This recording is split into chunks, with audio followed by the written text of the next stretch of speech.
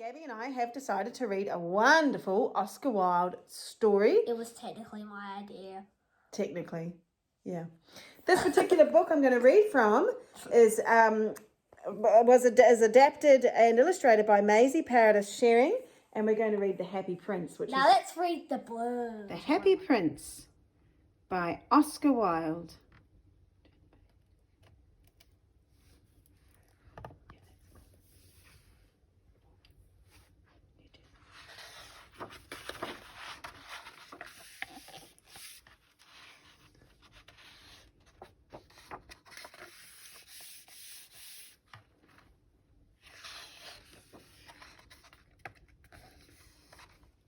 High above the city stood the statue of the Happy Prince.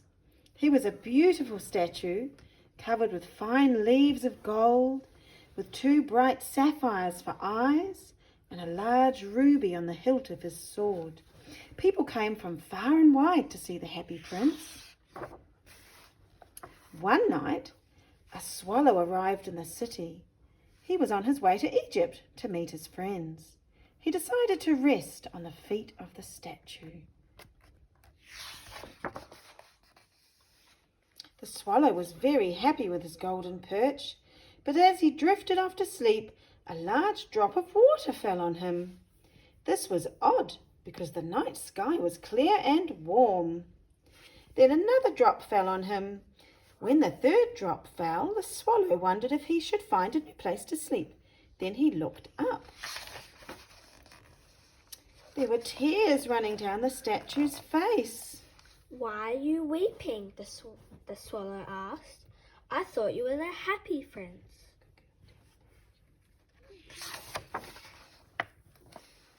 The Happy Prince spoke.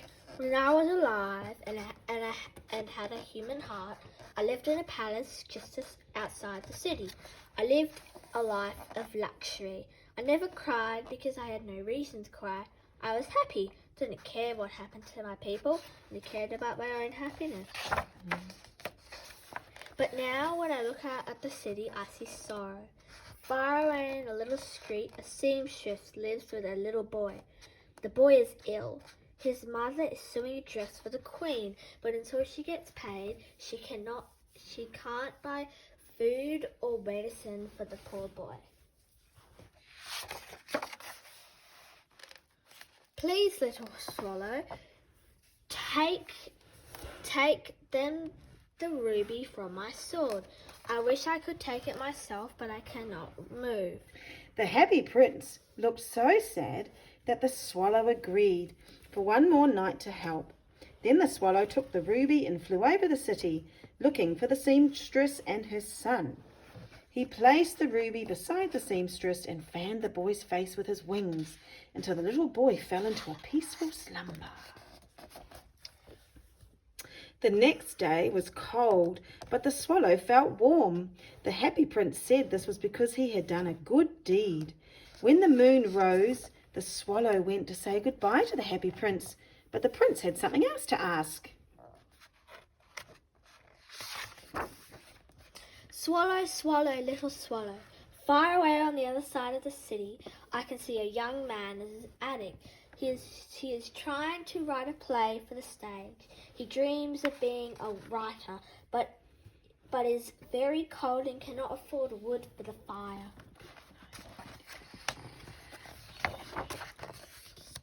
Happy Prince, I will stay another night, the swallow said. Shall I take another ruby? Alas, I have no more rubies. All I have left are my eyes, which are sapphires. Take one of them and carry it to him. So the swallow plucked out one of the prince's eyes and took it to the young writer's attic. This must be from my admirer of my work, the young man thought. Now I can finish my play.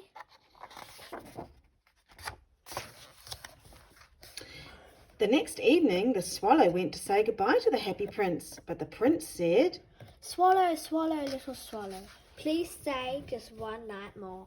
But it is winter, and the snow will soon be here. In Egypt, it is warm, and my friends are enjoying the sun. I have to go.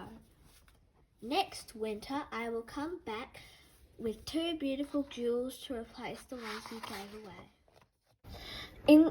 In the square below is a little match girl, the prince said. All her matches have fallen in the gutter and are spoiled. She is crying because she knows her father will be furious if she does not bring home some money. Take my other eye to her so her father will not be angry. I can stay one more night, the swallow said, but I cannot take your eye. You would be blind. The happy prince stood firm. Swallow, swallow, little swallow, please do as I ask. So the swallow took the happy prince's other eye, flew away. He found the little match girl and dropped the jewel into the palm of her hand. She ran home laughing. I cannot leave you now that you are blind, the swallow said. I will stay with you always. The swallow spent the day telling the happy prince stories of his many travels and all the wonders of the world. Dear swallow, the happy prince said, you tell me of astonishing things, but there's nothing more astonishing than the suffering men and women. There's no mystery so great as misery.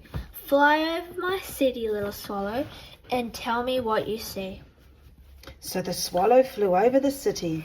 He saw rich people and poor people and hungry children. The swallow told the happy prince what he had seen. I am covered in fine gold, the prince said. You must take it off and give it to the poor. Living people always believe that gold will make them happy. So the swallow picked each gold leaf off the happy prince until he was dull and drab, and gave the gold to the poor. The children's faces grew rosier. They began to laugh and play games in the street.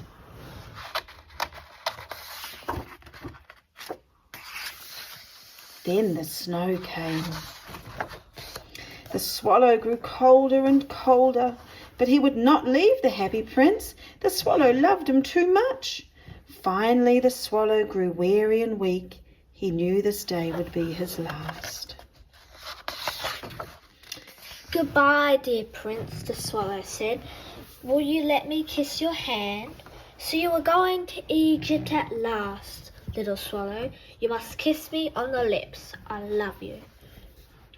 I am not going to Egypt, but the house of death, the swallow said, and kissed the happy prince on the lips. At that moment, a loud noise came from inside the happy prince, as if something had cracked.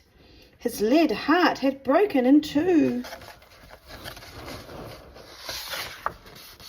Early the next morning, the mayor was waiting in the square below.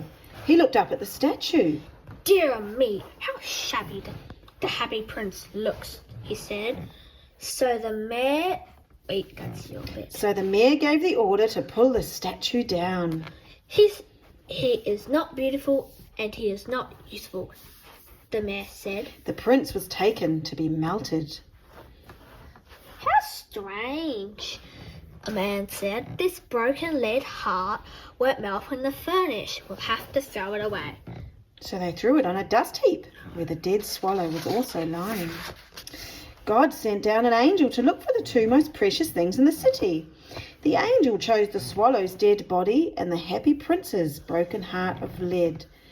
The swallow and the happy prince were reunited and lived happily together in the garden of paradise forever.